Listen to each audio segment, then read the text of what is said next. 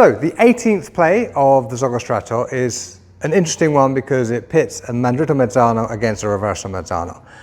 This is on folio 30 recto, and it's the one place in the treatise where we see this combination.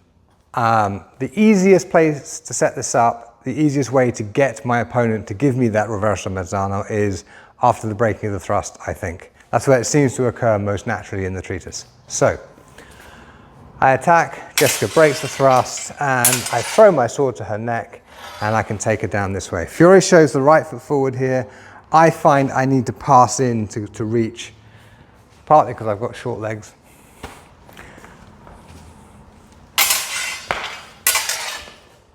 And in we come. I should be here according to the treatise, but I'm here.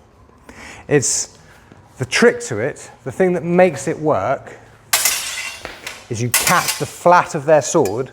Because it's a mezzano, the flat is available, and you drive the flat of their sword into them, like so. I can do it the Fiore way without passing, but it means I need to kind of really give that a bit of a yank.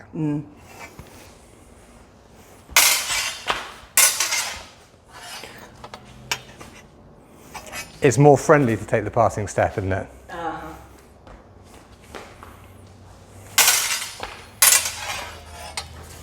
Yeah? I can control that pressure against her neck more carefully with a passing step. Yeah. If you're left-handed, it works just fine, but you need to set it up so that you have a mandritto mezzano. It's going to go against her mandritto mezzano, but the important thing is that you've got a mandritto, not necessarily what they're doing. It's easier not cross-handed, but it works just fine.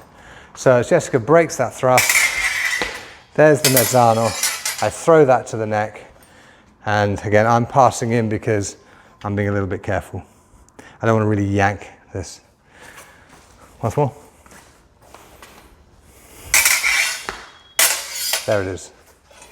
And if you do it with a bit of confidence, it just works beautifully, left-handed or right.